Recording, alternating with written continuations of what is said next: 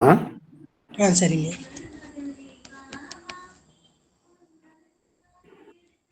மன்னு புகழ் கோசலைதன் மணிவயிறு வாய்த்தவனே, தென்னிலங்கை கோன்முடிகள் சிந்துவித்தாய், செம்பொன்சேர் கன்னி நன்மாமதில் புடைசூழ் கணபுரத்தின் கருமணியே, என்னுடைய இன்னமுதே ராகவனே தாலேலோ. அனைவருக்கும் இனிய மாலை வணக்கம். ராஜபாளைய முத்தமிழ்ச் சங்கம் இன்றைக்கு 116வது நாளாக தொடர் கருத்துரை அரங்கத்தை நடத்தி கொண்டிருக்கின்றது. இன்றைய ஆய்வரங்கிற்கு சான்றோர்கள் பலரும் வியக்கத்தக்க வகையில் பல்வேறு விதமான கருத்துரை அரங்குகள் நடைபெறுகின்ற இந்த தளத்தில் இன்றைக்கு தன்னுடைய ஆய்வு உரையினை நிகழ்த்த இருக்கின்றார் கவிஞர் பாவலர் பானுமதி ராமகிருஷ்ணன் அம்மா அவர்கள். அவர்கள் எடுத்துக்கொண்ட தலைப்பு திருமங்கை ஆழ்வார் பாசுரங்களில் பழமொழி என்ற தலைப்பினை எடுத்துக்கொண்டு ஆய்வுரை நிகழ்த்த இருக்கின்றார்கள். இன்றைய நிகழ்ச்சிக்கு தலைமை உரை ஆற்றி தன்னுடைய கருத்தினை பகிர்ந்து கொள்ள இருக்கக்கூடிய முனைவர் இவாஞ்சலின் மனோகரன் ஐயா அவர்களுக்கும், மற்றும் இந்த இணைப்பில் இணைந்திருக்கக்கூடிய அசோகன் சாமுவேல் ஐயா அவர்கள், அறிவன் பிணிதீர்ப்பான் ஐயா அவர்கள், கந்தன் ஐயா அவர்கள் என்று அனைவரையும் வரவேற்று வணங்கி மகிழ்கின்றேன். இன்றைய சிறப்புரையாளர் எடுத்துக்கொண்டிருக்கக்கூடிய அந்த தலைப்பு திருமங்கை ஆழ்வார் பாசுரங்களில் பழமொழி. திருமங்கை ஆழ்வார் பெரிய திருமொழியில் 10ஆம் பத்திலேயே 9ஆம் திருமொழியிலேயே பல பழமொழிகளை கையாண்டிருக்கின்றார்.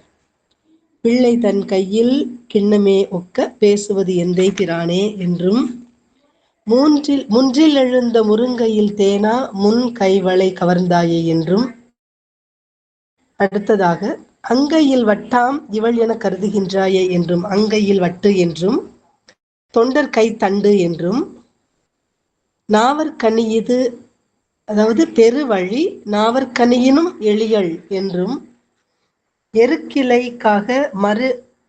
எருக்கிளைக்காக எரி மழு ஓச்சல் என் செய்வது எந்தை பிரானே என்றும், கோழி வெண்முட்டைக்கு என் செய்வது எந்தாய் குறுந்தடி நெடுங்கடல் வண்ணா. கோழி வெண்முட்டைக்கு குறுந்தடி எதற்கு அப்படிங்கிற மாதிரி, அந்த முட்டையை உடைக்கிறதுக்கு குறுந்தொடி தேவையா அப்படிங்கிற பொருள்ல. அதே போன்று கவுள் கொண்ட நீராம் என்று அடுத்த பாசுரத்திலும், இப்படி பல்வேறு பாசுரங்களில் 10ஆம் பத்திலேயே 9ஆம் திருமொழியில் ஒரு 7-8 பாசுரங்களில் இந்த பழமொழிகள் இடம்பெற்றிருக்கின்றன. ஆனால் அம்மையார் எடுத்தது கடைசியாக வரக்கூடிய 11ஆம் திருமொழியில் ஒரு சில பழமொழிகளை எடுத்து பேச இருக்கின்றார்கள் என்று நினைக்கின்றேன். இப்படி பழமொழிகள் பலவற்றையும் நாம் அன்றாடம் பழமொழி 400 மற்றும் அன்றாடம் சொல்லவடன் சொல்லக்கூடிய பேச்சு வழக்கில், நாட்டு வழக்கில் நாட்டுப்புறங்களில் பயன்படுத்தக்கூடிய பழமொழிகளை கேள்வியுற்றிருக்கின்றோம். ஆனால் இந்த இடத்துல திருமங்கை ஆழ்வார் கையாண்டிருக்கக்கூடிய அந்த பழமொழிகள்லாம் நாம் பயன்படுத்தினதா இருந்தால் கூட எந்த இடத்தில் எதற்காக அந்த பொருத்தமாக வைத்திருக்கின்றார் என்பதைத்தான் நம்மையார் அவர்கள் அந்த பரகால நாயகி எம்பெருமான் இவங்க 2 பேரையும் வைத்து எப்படி பேச போகின்றார் என்பதை அவளோடு கேட்பதற்காக தயாராக இருக்கின்றோம். அத்தனை பேரும் வாருங்கள் அம்மா, தங்களுடைய சிறப்புரையை தாருங்கள்.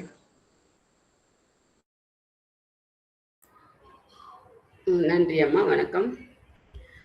அவையோர் அனைவருக்கும் அறிவுசால் பெரியவர்கள் கூடியிருக்கிற இந்த அவைக்கு என்னுடைய முதற்கண் வணங்கி என்னுடைய உரையை தொடங்குகிறேன். இன்றைக்கு திருமங்கை ஆழ்வாருடைய பாசுரங்களே ஒரு சில பாசுரங்களை பார்க்க இருக்கிறோம். ஆழ்வார்கள் 12. இந்த 12 ஆழ்வார்களிலே கடைக்குட்டி ஆழ்வார் என்று சொல்லத்தக்கவர் நம்மளோட திருமங்கை ஆழ்வார். கடைக்குட்டி ஆழ்வார்னா காலத்தினாலே பிந்தியவராக இருந்தாலும் கூட இந்த 12 ஆழ்வார்களிலே ஒரு வீரம் செறிந்த, என்னதான் இனத்தலைவி ஆகுமாம் பண்பு என்பது போல அவர் ஒரு திருமங்கை மன்னன், ஒரு சிற்றரசனாக இருந்தவர். திருமங்கை மன்னனாக இருந்து திருமங்கை ஆழ்வாராக உயர்ந்தவர். எப்பயுமே நாம இந்த உலகத்துல மனிதனாக பிறவி எடுத்திருக்கிறோம். நம்முடைய நோக்கம் என்னவாக இருக்கும்? அந்த முழுமை நிலையை அடைவது, முக்தி நிலையை அடைவது, பேறு என்று சொல்கிறோம். அந்த பேற்றினை அடைவதுதான் நம்முடைய ஜீவாத்மாக்களாக இருக்கிற பகுத்தறிவு மிக்க உயிர்களுக்கு ஒரு என்ன இறுதி குறிக்கோள் என்றால் அந்த முழுமை நிலையை அடைவது, முக்தி நிலையை அடைவது. அந்த முக்தி நிலை முழுமையை நோக்கிய பயணம் தான் நம்முடைய வாழ்க்கையாக இருக்கு. வாழ்க்கையில எத்தனையோ போராட்டம், உலகியல் வாழ்க்கையில எத்தனையோ அடையறதுக்கு நினைக்கிறோம். அதையெல்லாம் தாண்டி இதிலிருந்து உலகியல் விருப்பங்களிலிருந்து விலகி இந்த முழுமை நிலையை அடைவது, முழு ஆனந்த நிலையை அடைவது, முக்தி நிலையை அடைவது என்பதுதான் இந்த உயிர்களுடைய இறுதி இலக்காக இருக்கிறது. அப்படி இவர் திருமங்கை மன்னனாக சிற்றரசனாக இருந்தவர் பாதை மாறி திருமங்கை ஆழ்வாராக பெருமாளாலே ஆட்கொள்ளப்பட்டு, எம்பெருமானாலே ஆட்கொள்ளப்பட்டு திருமங்கை ஆழ்வாராக மாறி இந்த நம்முடைய பாசுரங்களை எல்லாம் இப்படி கொடுக்கிறார். ஆசுகவி என்று இந்த 12 ஆழ்வார்களிலேயே ஆசுகவி என்று சொல்லத்தக்க, எல்லாரையும் ஆசுகவின்னு சொல்லிட முடியாது, மரபு கவிதை எழுத தெரிஞ்சிருக்கணும். அதுலயும் விதவிதமான கவிகள். நம்ம மரபு கவிதைனா அறு சிறுவிருத்தம், என் சிறுவிருத்தம், எழு சிறுவிருத்தம், வெண்பா, குரல் வெண்பா, களி வெண்பா, களிப்பா, அது எத்தனையோ இருக்கு, தரவு கொச்ச களிப்பான்னு எத்தனையோ வரிகள் இருக்கு. அத்தனையும் பாட்டு பார்க்கலாம். 1080 பாடல்கள் பெரிய திருமொழி என்று தொகுக்கப்பட்டிருக்கிறது. திருமங்கை ஆழ்வாருடைய பாசுரங்கள் 1080 பாசுரங்கள். வெறும் பெரிய திருமொழியில மட்டும் 1080 பாசுரங்கள் இருக்கு. நல்ல விதவிதம் அறு சிறுவிருத்தம், என் சிறுவிருத்தம், எழு சிறுவிருத்தம், தரவு கொச்சக கலிப்பா, களித்தாழிசை, இப்படி நிறைய நிறைய விதங்களிலே இருக்கு. மரபு கவிதையிலே எத்தனையோ விதங்கள்ல பாடியிருக்கிறார். அது இல்லாம திருக்குறுந்தாண்டகம், திருநெடுந்தாண்டகம் அப்படின்னு சொல்லி அதுல ஒரு திருநெடுந்தாண்டகம் ஒரு 30, திருக்குறுந்தாண்டகம் ஒரு 20, அது ஒரு 50 ஆச்சு. அதுக்கு அடுத்து சிறிய திருமடல், பெரிய திருமடல் எல்லாமே கலிவெண்பா அமைப்புல கிட்டத்தட்ட அது ஒரு 130 வரிகள். பெரிய திருமடல்ல ஒரு 300 சொச்சம் வரிகள். கன்னிகள் அது ஒரு விதம். திருமடல்னு யாருமே பாடினது கிடையாது. ஆழ்வார்கள், அதாவது பெண்கள் மடல் ஏறுவது இல்லை, தமிழக வழக்குப்படி, தமிழ் பண்புகளின்படி, தமிழ் நாகரிகத்தின்படி பெண்கள் மடல் ஊறுவது இல்லை. ஆனாலும் இது இறைக்காதல். இறைக்காதலுக்கு விதிவிலக்கு உண்டு. பெண்கள் அந்த பெண் பாவனையிலே பாட மடல் ஏறுவதாக அவர் அந்த பாவனையில பாடியிருக்கிறாரு. கலிவெண்பா என்கிற அமைப்பு. அது இப்போ அத்தனையும் ஆயிடுச்சு. அடுத்தது திருவெழு கூற்றிருக்கை அப்படின்னு ஒரு அமைப்பு. அது ஒரு தேர் எப்படி அமைப்பு இருக்கும், நடுவுல சமமா இருக்கும், மேல கூம்பா இருக்கும், அடியில் அதே மாதிரி கூம்பா. அந்த அமைப்புல 1ல ஆரம்பிச்சு 1 2 1 2 3 1 2 3 4 1 2 3 4 5 6 இப்படி அந்த எண்ணிக்கையையும் வைத்து அந்த அமைப்புல நடுவுல சமமா இருக்கும். அப்புறம் திருப்பி அந்த 7ல இருந்து எண்ணு குறைஞ்சிக்கிட்டே 1ல முடியும். அந்த மாதிரி அந்த அமைப்புல ஒரு தேர் எப்படி இருக்குமோ அந்த தேர் அமைப்புல அந்த பாடல் இருக்கு. அது திருவெழு கூற்றிருக்கை. அப்படி இந்த மாதிரி எல்லா விதங்களிலும் பாட வல்லவராய் இருந்தார். அதனால்தான் அவர் ஆசுகவின்னு சொல்றார். ஆழ்வார்களிலேயே சிறப்பான ஒரு கவி புலமை திறம் கொண்டவர். அப்போ திரு எம்பெருமானை நோக்கி பாடியதுல எல்லாரும் ஒரு 5 நிலை சொல்லுவாங்க எம்பெருமான். ஒன்று பரநிலை, வீக நிலை, விபவ நிலை, அவதார நிலை, அந்தர்யாமியா இருக்கிற, அதாவது மனதுக்குள் உறைந்திருக்கிறவர். அப்புறம் அர்ச்சாவதாரனா கோயில்களிலே கருவறைகளிலே எழுந்திருக்கிற நிலை என்று பரம்பொருளுக்கு 5 நிலை சொல்கிறார். பரமபதத்திலே இருக்கிறவன் பரநிலை. அடுத்தது பார்க்கடலிலே இருக்கிறது விபவ நிலை. அவதாரங்கள் 10 அவதாரங்கள் முக்கியமா சொல்றோம், நிறைய அவதாரங்கள் சொல்றாங்க, அந்த அவதார நிலை. அடுத்தது ஒவ்வொரு ஜீவனுக்குள்ளும் அந்த ஜீவனுக்குள்ளேயும் ஜீவனோட சேர்ந்தே உரைகின்ற அது யாருக்கும் அந்த அளவுக்கு, இன்னும் சொல்ல போனா உள்ளுக்குள்ளேயே நம்மளுக்குள்ளேயே நம்ம இறைவனை கண்டு கொள்ளலாம். எங்கேயோ கோயில்களுக்கெல்லாம் தேடி ஓட வேண்டிய இல்லை, அவசியம் இல்லை. நமக்குள்ளேயே இருக்கிற அந்த இறைவனை உணர்ந்து கொள்கிற நிலை என்கிறதான் உன்னதமான நிலை. அது அப்படியே இருக்கிறார் பெருமாள் உள்ளுக்குள்ள. இதையும் தாண்டி இதுல எதிலுமே பார்த்து அவரை உணர முடியாதவர்களுக்காக இறைவன் பல கோயில்களிலும் பல திவ்ய தேசங்களிலும் திருத்தலங்களிலும் கருவறைகளிலே அழகான திருக்கோலங்களிலே இவர் எழுந்தருளி அருள் செய்கிறார். அதைத்தான் அர்ச்சாவதாரம் என்று சொல்கிறார். திருக்கோயில்களிலே கருவறைகளிலே காட்சி தருகிற கோலம் அர்ச்சாவதார். இந்த திருமங்கை ஆழ்வார் அந்த அர்ச்சாவதாரத்திலே ஈடுபாடு கொண்டவர். ஒரு ஆழ்வாருக்கும் ஒரு பெருமாள் சொல்றாங்க ஒரு நிலை. நம்ம அதெல்லாம் அப்புறம் விரிவா பார்த்துக்கலாம். நம்ம திருமங்கை ஆழ்வாரை பற்றி பார்க்கும்போது அர்ச்சாவதாரங்களிலே ஈடுபாடு கொண்டார். இந்த நில உலகிலே பாரத தேசத்திலே 106 இது மாதிரி திருத்தலங்கள் இருப்பதாக சொல்கிறார். 106 வடக்க இமயமலையிலிருந்து தெற்க கன்னியாகுமரி வரைக்கும் 106 திவ்ய தேசங்கள் திருத்தலங்கள் இருப்பதாக சொல்லுகிறார். அந்த 106ல கிட்டத்தட்ட 86 திருத்தலங்களுக்கு அவர் எப்போ அந்த காலத்துல எந்த ஒரு போக்குவரத்து வசதியும் இல்லாத காலத்துல ஒரு குதிரை மேல ஏறிக்கொண்டு அவர் 86 திருத்தலங்களுக்கு அவர் வருகை புரிந்து பெருமாள்கள் மேலே அவர் பாசுரங்கள் பாடியிருக்கிறார். அந்த அடிப்படையை வச்சுதான் இவருடைய பாசுரங்களை வச்சுதான் அந்த திருத்தலங்களை எல்லாம் சொல்லி வகைப்படுத்தி நம்ம திருத்தலங்களாக சொல்லுகிறார்கள் 106. அப்படி கிட்டத்தட்ட 106ல 86 திருத்தலங்களுக்கு இவர் அந்த காலத்திலேயே போய் எல்லாரும் அந்த பெருமாள்களை பத்தி எல்லாம் பாடியிருக்கிறார். இது இவருடைய சிறப்பு. இவருடைய இயற்பெயர் நீலன். இவர் பிறந்த போது இவருக்கு இட்ட பெயர் நீலன் தான். அதற்கப்புறம் அவரு திருமங்கை சிற்றரசனாக இருந்தார்னு பார்த்தோம். சிற்றரசனாக இருந்து பகைவரை வென்றத்தினாலே இவருக்கு பரகாலன் அதாவது பகைவர்களுக்கு இவர் காலன் போன்று பரகாலன்கிற பேர் வந்துச்சு. அதுக்கப்புறம் பெருமாள் எல்லாரும் நம்மலாம் உபதேசம் மந்திர உபதேசம் என்பது வைஷ்ணவத்துல மிகவும் ஒரு ரொம்ப அடிப்படையான ஒரு விஷயம். மந்திர உபதேசம் பெறுவது, ஆச்சாரியனிடமிருந்து மந்திர உபதேசம் வாங்கி கொள்வது, ஆச்சாரியனில போய் அடிபணிந்து அவர்கிட்டே பணிவாக நின்று இது மாரி உபதேசம் செய்தருள வேண்டும் என்று வாங்கி கொள்வர். இவர் என்ன பண்ணார், இவருக்கு பெருமாளே வரும் பொழுது அவர்கிட்ட போய் வாழ்வழியால் மந்திரங்கள் பரகாலன்னு இவருக்கு பேர் சொல்றார். வாளை காட்டி என்னையா மந்திரம் வச்சிருக்க நீ சொல்லு, மந்திரம் என்ன மந்திரம் போட்ட சொல்லுன்னு வாளை காட்டி வாங்கினாராம் மந்திரத்து. அதுதான் இவருடைய பெருமை. மன்னனா இருந்தவர் அந்த வாளை வைத்து என்ன ஒரு அந்த சரித்திரம் காட்டுறாங்கன்னா, இவர் மன்னனா இருந்தவர் குமுதவல்லி நாச்சியார் அப்படிங்கிற குமுதவல்லி என்கிற பெண்ணிடத்திலே காதல் கொண்டு அவரை மனம் புரிந்து கொள்ள கேட்கிறார். அந்த அம்மா ஆன்மீகத்துல சிறந்தவர், பெருமாள் கிட்டே பக்தி உள்ளவர். அவர் சொல்றார், இப்படியெல்லாம் உன்னை நினைத்த உடனே கேட்டவுடனே மனம் செய்து கொள்ள முடியாது. நீ இந்த வைணவத்திலே ஊன்றி இருந்து அந்த குணங்கள் உன்னிடம் இருந்தால்தான் உன்னை மனம் செய்து கொள்வேன். இதுக்கு என்ன செய்யணும்னு கேட்டா, ஒரு வருடத்திற்கு ஸ்ரீ வைஷ்ணவர்களுக்கு நீ உணவளிக்க வேண்டும். அது மாதிரி அந்த காலத்துல அதுக்கு பேர் ததியாராதனைன்னு அவங்களுடைய அந்த ஒரு பரிபாஷை சொல்லுவாங்க. இந்த ததியாராதனை பண்ணிட்டு வா ஒன்னு பண்ணிக்கிட்டு சொல்லுவாங்க. அப்போ ஒரு நாளைக்கு 1008 பேருக்கு உணவளிக்கணும் ஒரு வருடத்திற்குன்னா அது பொருளாதார ரீதியாக அது எப்படி இருக்கும் பாருங்க. இவர் செய்யறார். ஆனா என்னதான் மன்னனாக இருந்தாலும் அந்த சிற்றரசனா இருக்கனாலும் மன்னனுக்கு கப்பம் கட்டுகிற பணத்தை எல்லாம் போட்டு கூட இவர் இந்த வேலை பண்ணிட்டு இருக்கார். இவர்களுக்குள்ள திருமணம் ஆகுது. குமுதவல்லி நாச்சியாரை கடும்பிடிக்கிறார். ஆனா இவருக்கு பணம் பத்தல. தொடர்ந்து செய்யறார். இப்போ எப்போ மன்னனாக அந்த மாதிரி அப்படி லௌகிகத்துல இருந்தவர், உலகியலிலே இருந்தவர், இன்றைக்கு இவருக்கு ஈடுபாடு வருகிறது. இந்த கொஞ்சம் கொஞ்சமா அந்த ததியாராதனை ஆரம்பிச்சு கொஞ்சம் கொஞ்சமா ஈடுபாடு வருகிறது.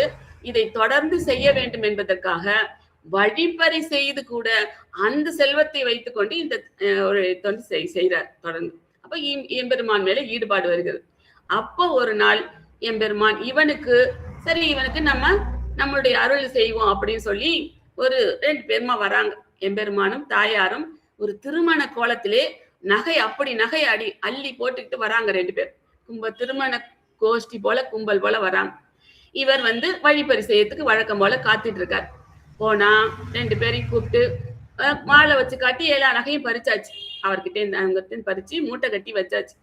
கடைசியா காலில் மிஞ்சி போட்டிருக்கிறாராம் பெருமாள். காலில மிஞ்சி, அந்த காலத்துல அவங்கெல்லாம் ஆண்கள் மெட்டி அணிப்பார். அந்த மெட்டியை கைட்டி பாக்குறாரு, கைட்ட வரல. குனிஞ்சி பல்லால அதை கடிச்சு இழுக்கிறார்.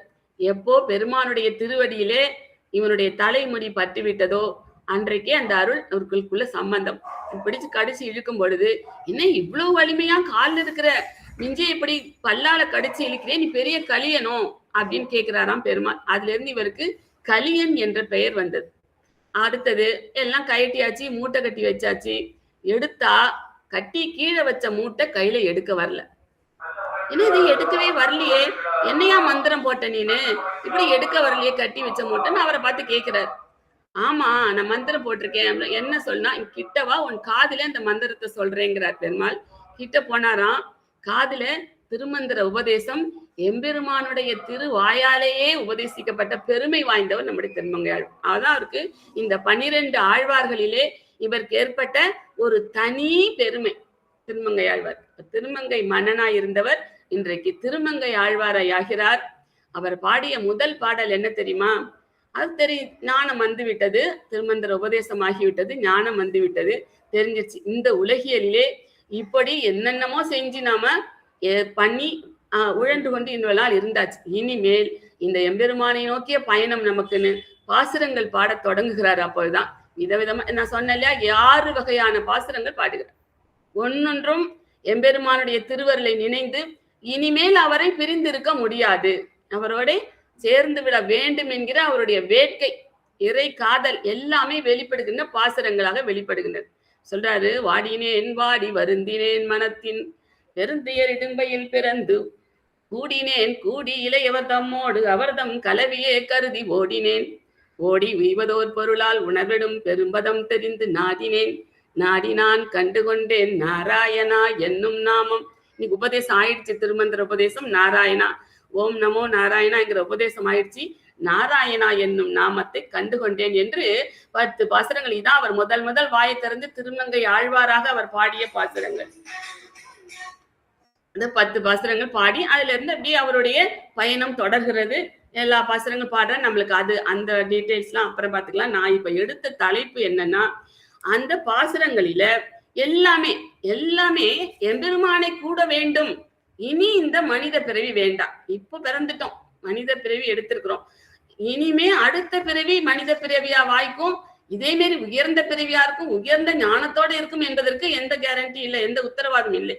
ஆக இத்தோடு இந்த பிறவியோடு முடித்து கொண்டு எம்பெருமானை சேர வேண்டும், கர்மபதம் முக்தி கிடைக்க வேண்டும் என்பதுதான் நம்முடைய குறிக்கோளாக இருக்கிறது. அப்போ அந்த குறிக்கோளை நோக்கித்தான் இவருடைய பாசுரங்கள் எல்லாமே இருக்கு. இப்ப நான் எடுத்த அந்த பாசுரம் என்கிறது 11ஆம் பத்து, அதுல 8வது திருமொழி. அதான் அந்த பெரிய திருமொழியோட இறுதி பாசுரம், இறுதி பாசுரம். அதுல ஒரு பழமொழியை சொல்லி சொல்லி சொல்லி இது மாதிரி நான் இருக்கேன், இந்த உலகியல் வாழ்க்கையில நான் இப்படித்தான் இருக்கேன், இனிமே எனக்கு இந்த பிறவி வேணாம், இத்தோடு என்னை முடித்து கொடுத்து விடு. இதுதான் அவருடைய வேண்டுகோளாக இருக்கிறது. ஒவ்வொரு பாசனம் இப்ப இந்த முதல்ல 10 பாசனம் இருக்கு, இதுல கிட்டத்தட்ட 7 பாசனத்துல 7 பழமொழிகள் வருது. அதை எப்படி அவர் தன்னுடைய இந்த பிறவியை அறுத்து தர வேண்டும் என்ற கோரிக்கையை அவர் எப்படி எம்பெருமான் முன்னாடி வைக்கிறார் என்பதுதான் நமக்கு இங்கே இதை பார்க்க போறோம். பார்க்கலாம். 11ஆம் பத்துல 8ஆம் திருமொழி, இதுல 7 பாசுரங்கள்ல 7 பழமொழிகள் வருது. ஒவ்வொன்று பார்க்கலாம். மாற்றமுளவாகிலும் சொல்லுவன் மக்கள் தோற்ற குழி தோற்றுவிப்பாய்கள் என்று இன்னும் ஆற்றங்கரை வாழ் மரம் போல் அஞ்சுகின்றேன், நாற்றம் சுவை ஊறுவலி ஆகிய நம்பி. இதுல என்ன இதுல இருக்க, ஆற்றங்கரை வாழ் மரம் போல அஞ்சுகிறேன். ஆற்றங்கரையில ஒரு மரம் இருக்குது, அது எப்படி எந்த நேரத்திலும் ஒரு ஆபத்தை எதிர்கொள்கிற ஒரு நிலையிலே இருக்கிறது போல நானும் எந்த நேரத்திலே என்ன ஆபத்து வருமோ, எதிர்வரக்கூடிய ஆபத்தை குறித்து நான் எப்பொழுதும் பயந்து கொண்டே இருக்கிறேன். அதனால இந்த பிறவி எனக்கு வேணாம், என்ன இதை விட்டுட்டு நீ திருப்பியும் என்ன அடுத்த பிறவில தள்ளி விடுவாயோ, தோற்றக்குழி தோற்றுவிப்பாய்கள் என்று இன்னும் அஞ்சுகிறேன் அப்படின்னு சொல்ற. நாற்றம் சுவை ஊறு ஒலி ஆகிய நம்பி. நம்ம 5 புலன்கள் இருக்கு. இந்த உடல் எடுத்து வந்திருக்கிறோம். இந்த உடலிலே நம்மளுக்கு 5 புலன்கள் கொடுத்திருக்கிறார் பெருமாள். இந்த 5 புலனும் என்ன செய்தா, 5 வழியில இழுக்குது இந்த ஜீவாத்மா.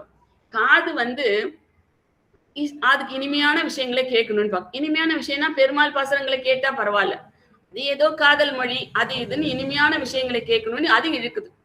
கண்ணு அதே மாதிரி எத்தனை இன்னைக்கு, அதுவும் கைபேசி எடுத்துட்டோம்னா கவுந்தே கிடக்குறோம். அந்த கைபேசியில என்னதான் பாக்குறோம், என்ன விஷயங்கள் தெரியும், ஏதோ போயிட்டு இருக்கு பொழுதுக்கு. இப்படி நமக்கு இந்த 5 புலன்களும் அதனதன் வழியிலே நம்மளை இழுத்து போகின்றன. அப்படி ஒரு புலன் இழுத்து போனாலே அது எம்பெருமானை விட்டு எங்கேயோ வெகு தூரத்தில் கொண்டு போய் விட்டு விடுமா, அப்படி சொல்கிறார்.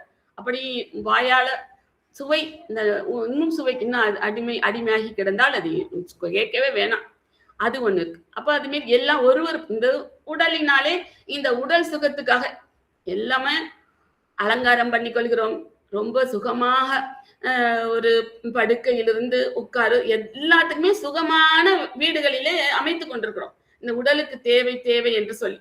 அப்போ உடலாலும் இந்த உடல் புலன்களாலும் சுகத்தை தேடிக் கொள்கிறோமே தவிர எம்பெருமானிகிட்டே நம்முடைய மனத்தையும் உடல் புலன்களையும் கொண்டு சேர்க்க வேண்டும் என்கிற அந்த அறிவு வருவதில்லை, அந்த ஞானம் வருவதில்லை. ஏனென்றால் இந்த உலகியல் விஷயங்கள் அவ்வளவு நம்மை ஈர்த்து வைத்திருக்கின்றன. அப்படி ஆனால் இந்த ஐம்புலன்கள் எல்லாம் நீதானே, நாற்றம் சுவை ஊறு ஒளி ஆகிய நம்பி பெருமாளே என்ன நினைச்சு நான் பயப்படேன் தெரியுமா?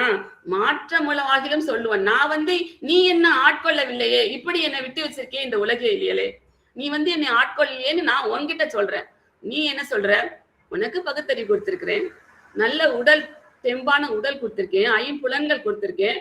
இதை வச்சு நீ என்னை அறிந்து கொண்டு எந்த ஞானத்தை கொண்டு நீ என்னை சேர வேண்டும், என்னிடம் சரணாகதி செய்ய வேண்டும் என்கிற அறிவு கூட இல்லாமல் இருக்கிறாயே என்று நீ சொல்லுகிறாய். இப்படி மாற்றம் உனக்கும் எனக்கும் இந்த வார்த்தைகளே மாற்றம் இருக்கு. மாற்றமுளவாகிலும் மக்கள் தோற்றக்குழி தோற்றுவிப்பாய்கொள் என்று அஞ்சுகிறேன். என்ன சரி, மாற்றம் இருக்கு, நீ என்னை ஆட்கொள்ளவில்லையோ இல்லை நான் உன்னை சரணாகதி செய்யவில்லையோ அது விஷயம் இல்லை. எனக்கு என்ன பயம் இருக்கு தெரியுமா? எப்படி இன்னும் என்னை தோற்றக்குழி தோற்றுவிப்பாய், இன்னும் என்ற கருக்குழிக்குள்ளே என்னை நீ தோற்றுவித்து விடுவாயோ போட்டு விடுவாயோ என்று அஞ்சுகிறேன். பயமா இருக்கு. இன்னும் எத்தனை பிறவி, நீ இதுவரைக்கும் எத்தனை பிறவி எடுத்து வந்தேன், என்னென்னலாம் பாடுபட்டேன்னு தெரியாது எனக்கு. இந்த பிறவியில இப்ப இப்படி இருக்கேன், இன்னும் என்னை கருக்குழியிலே வேற்று விடுவாயோ போட்டு விடுவாயோ என்று அஞ்சுகிறேன். எப்படி? ஆற்றங்கரை வாழ் மரம் போல் அஞ்சுகிறேன். ஆற்றங்கரையில இருக்கிற மரம் எந்த நேரத்திலும் வெள்ளம் வரலாம், வெள்ளம் அடிச்சுட்டு போயிடலாம். இந்த நதி ஆறு எல்லாம் பாஞ்சதுன்னா அப்படி வர வழியில இருக்கிறது எல்லாத்தையும் மரம் மட்டை மலை எல்லாத்தையும் கல்லு மலை எல்லாத்தையும் அடிச்சு உருட்டிட்டு போயிடுமா. அந்த மாதிரி அதுவும் ஆற்றங்கரையிலே இருக்கிற மரத்துக்கு என்னைக்குமே பயம், என்னைக்குமே ஆபத்து. அந்த எதிர்வரும் ஆபத்தை போல இந்த உலகிலே சம்சார சாகரத்திலே, சம்சார கடல் என்று சொல்கிறார், இந்த சம்சார கடலிலே விழுந்து திளைத்து கிடக்கிறேன், தவித்து கிடக்கிறேன். என்ன ஆபத்து, எந்த நேரத்துல, எந்த புலன்கள் 5 புலன்களை சொல்லதுனால எந்த புலன்களினாலே எனக்கு எந்த ஆபத்து வருமோ என்று தெரியவில்லை. எனக்கு காது இழுத்துட்டு போகுமா, கண்ணி இழுத்துட்டு போகுமா, வாய் இழுத்துட்டு போகுமா, இந்த தேகம் இழுத்துட்டு போகுமா தெரியல. எந்த வகையில எனக்கு ஆபத்து வருமோ தெரியல. இந்த ஆபத்து எப்படி வருமோ வருமோ வருமோ என்று அஞ்சி கிடக்கிறேன். ஆற்றங்கரை வாழ் மரம் போல் அஞ்சுகிறேன் என்று இந்த முதல் பாசுரத்தில் சொல்றார். எந்த நேரத்திலும் இந்த ஆபத்து இந்த பொறி புலன்களினாலே, ஏன்னா உலகியலிலே ஆழ்ந்து கிடக்கிறோம் மனித பிறவிலே, இந்த புலன்கள் வழி நம்மை இழுத்து போகின்றனவை. ஆனால் இந்த புலன்களினாலே எந்த நேரத்துல எந்த ஆபத்து வருமோ என்று அஞ்சு கிடக்கிறேன் என்று முதல் பாசுரத்துல சொல்றார். அடுத்த பாசுரம் கேட்கலாம். சீற்றமுளவாகிலும் செப்புவன் மக்கள் தோற்றக்குழி தோற்றுவிப்பாய்கள் என்றஞ்சி காற்றத்திடைப்பட்ட கலவர் மனம் போல் ஆற்றத் துலங்கா நிற்பன் ஆழிவலவா. பெருமானி, உனக்கு நீ கோபித்துக் கொள்ளும்படியான குற்றங்கள் என்னிடத்தில் இருக்கலாம். ஏனென்றால் சாதாரண மானிட பிறவி, இந்த பரிவுலங்கள் ஆசை வையப்பட்டு எத்தனையோ குற்றங்கள் செய்கிறேன். அந்த குற்றங்கள் பெருமாள் வகுத்து வைத்திருக்கிறார். இதை செய் என்று சொல்கிறார், இதை செய்யாதே என்று சொல்லி சில நீதி சாஸ்திரங்கள் இருக்கு. செய்யாதே என்று சொன்னவற்றை செய்கிறேன், செய் என்று சொன்னவற்றை செய்வதில்லை. இப்ப இது எப்படி குற்றம் பாருங்க. செய் என்று சொன்னதை செய்வதில்லை, தர்மங்களை செய்வதில்லை, தான தர்மங்கள் செய்வதில்லை, நல்ல ஒழுக்கத்திலே நிற்பதில்லை. செய்யாதே என்று சொன்னதை செய்கிறேன். பொய், களவு, சூது, வாது, கல்லு, எப்படி எத்தனையோ இருக்கு, மது, மாது, சூது எத்தனையோ செய்யிருக்கு. அப்போ நீ செய்யாதே என்று சொல்லி வைத்த விஷயங்களை எல்லாம் செய்கிறேன், செய் என்று சொன்ன தர்மங்களை நீதி நெறிமுறைகளை நான் கடைபிடிக்கவில்லை. அப்போ உனக்கு என் மேல் கோபம் இருக்கலாம். இருந்தாலும் எனக்கு உன்னை விட்டால் வேறு கதி இல்லையே. உன்கிட்ட வந்துதானே என் குறையை சொல்லணும். அப்படின்னு வேறு யார்கிட்ட சொல்ல முடியும்? என்னுடைய குறையை தீர்ப்பதற்கு வல்லவர்கள் யார் இருக்கிறார்கள்? உன்கிட்டதான் சொல்லணும். சீற்றமுளவாகிலும் உனக்கு என் மேல் கோபம் இருக்கினும் செப்புவன், என்னுடைய குறையை உங்ககிட்டதான் சொல்லணும். நீ மக்கள் தோற்றக்குழி தோற்றுவிப்பாய்கள் என்று அஞ்சுகிறேன். இன்னமும் என்ன, இந்த மக்கள் கிட்ட பிறந்து வளர்ந்து இறந்து பிறந்து இப்படியே இருக்குதே, இந்த பிறவிலேயே என்னை நீ இன்னமும் வைத்து விடுவாயோ, திரும்ப திரும்ப பிறக்க வைத்து விடுவாயோ என்று நான் அஞ்சுகிறேன். எப்படி அஞ்சுகிறேன்? காற்றத்து இடைப்பட்ட கலவர் மனம் போல். நடுக்கடலிலே பாய்மர கப்பல் புயல் அடித்து கொண்டிருக்கிறது. அடித்து சின்ன பின்னமா சுழன்று கொண்டிருக்கிறது. அந்த பாய்மர கப்பலிலே அகப்பட்ட மாலுமிகளோ மக்களோ எப்படி இருக்கும் அவர்களுக்கு? அந்த மாதிரி அச்சமுற்று பெருங்காட்டிலே அகப்பட்டு கொண்ட மரக்கலத்திலே உள்ளோரது மனம் எப்படி நடுங்கி கொண்டிருக்குமோ அந்த மாதிரி இந்த சம்சார சாகரத்திலே அகப்பட்டு கிடக்கிறேன், அலைக்கழிக்கப்பட்டு கிடக்கிறேன், நடுங்கி கிடக்கிறேன், மனம் நடுங்கி கிடக்கிறேன். நீ என்னை காப்பாற்றுவதற்கு உன்னை விட்டால் வேறு வழி இல்லை, எனக்கு வேறு ஆள் இல்லை. உன்னிடத்தில் தான் வர வேண்டும், எனக்கு உன்னை என்று வேறு கதி இல்லை. உனக்கு என் மேல் கோபம் இருந்தாலும் உன்னிடத்தில் தான் என் குறையை நான் சொல்லவிருக்கிறேன். நீ தான் கேட்க வேண்டும், நீதான் எனக்கு அருள் செய்ய வேண்டும். காற்ற திடைப்பட்ட கலவர் மனம் போல் ஆற்ற திலங்கான் இருப்பேன். என்ன செய்யறதுன்னு எனக்கு தெரியல, அந்த வழியே தெரியல எனக்கு. மனம் குழம்பி கிடக்கிறேன், அறிவு தெளிவு இல்லாத ஏதோ ஒரு ஞானம். ஆனால் உன்னிடத்திலே வந்து சரணாகதி பண்ண வேண்டும், உன்னிடத்திலே வந்து அடைய வேண்டும், உன்னையே கதியாக பற்ற வேண்டும் என்கிற ஞானம் மட்டும் எனக்கு இருக்கிறது. என்ன குறை செய்தாலும், என்ன குற்றங்குறைகள் இருந்தாலும் இந்த ஒரு விஷயத்தில் மட்டும் நான் தெளிவாக இருக்கிறேன். அதான் மகா விசுவாசத்தோடு இருக்கிறேன். உன்னை அல்லால் எனக்கு வேறு கதி இல்லை. நீயே என் மேல் கோபம் கொண்டிருந்தாலும் கூட எனக்கு உன்னை விட்டால் வேறு கதி இல்லை.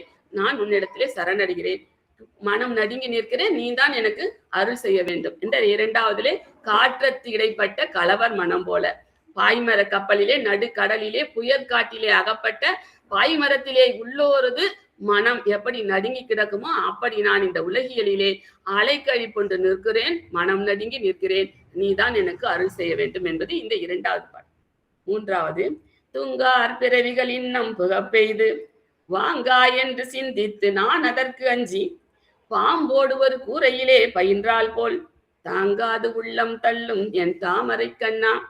தாமரை போன்ற கண்களை உடையவனே, மென்மையான கண்களை உடையவனே, செந்தாமரை போன்ற திருக்கண்கள் உடைய எனது தலைவனே, இந்த சஞ்சலமிக்க பிறவிகளிலே பிறந்து இதுவரை நான் பட்டது போதாமல் இப்படி நான் அகப்பட்டு வருந்தி கொண்டிருக்கிறேன். எப்படி இருக்கிறதா? ஒரு கூரையிலே பயின்றால், ஒரு வீடு இருக்கு, அதுல ஒரு பாம்பு இருக்கு, அதோட சேர்ந்து குடித்தனம் பண்ண முடியுமா? ஒரு பாம்பு கூட ஒரு குடித்தனம் பண்ண முடியுமா? பாம்பினுடைய ஒரு வீட்டிலே இருந்து வாழ்வது போன்ற இந்த வாழ்க்கை, இந்த உலகியல் வாழ்க்கை எனக்கு அப்படித்தான் இருக்கு. ஒரு பாம்பு இல்ல, நிறைய பாம்புகள் இருக்கு. 5 பாம்புகளோடு வாழ்கிறேன். 5 புலன்கள், 5 புலன்களும் என்னை கொத்துவதற்கு கொத்தி கொத்தி என்னை படுத்தி எடுத்து கொண்டிருக்கிறது. இப்படி பாம்பு கூட பழகி வாழ்வது போல இந்த வாழ்க்கையிலே நித்தம் நித்தம் நித்தம் நான் பயந்து நடுங்கி கொண்டு வாழ்ந்து கொண்டிருக்கிறேன். நீ ஆனால் என்னை மீட்க வரவில்லை, மீட்காமல் இருக்கிறாய். இதை பொறுக்க முடியாமல் என் மனம் தடுமாறி கொண்டிருக்கிறது. அதுதான் பாம்போடு ஒரு கூரையிலே பயின்றால் போல் தாங்காது உள்ளம் தள்ளும். என்னுடைய உள்ளம் தாங்க முடியாத துன்பத்திலே கொண்டிருக்கிறது. நீ எப்போ என்னை மீட்காமல் விட்டு விடுவாயோ? தூங்கார் பிறவிகள், எத்தனை பிறவிகள் எடுத்து வந்தேன் என்று தெரியவில்லை இதுவரைக்கும். ஏதோ ஒரு அயற்சி இருக்கிறது. எங்கே இன்னமும் என்னை பிறவிகளிலேயே வைத்து விடுவாயோ, என்னை மீட்க வரமாட்டாயோ என்று சிந்திக்கும் பொழுது எனக்கு உள்ளம் எப்படி நடுங்குகிறது என்றால், பாம்போடு பழகி இந்த உலகத்திலே வாழ்வது போன்ற ஒரு நடுக்கம் இருக்கிறது எனக்கு. அப்ப நீ எப்படி இன்னை மீட்க வராமல் விட்டு விடுவாயோ என்கிற கவலையிலே நான் இப்படி உழன்று கொண்டிருக்கிறேன் என்று அவரை பார்த்து சொல்கிறார் பெருமாள்.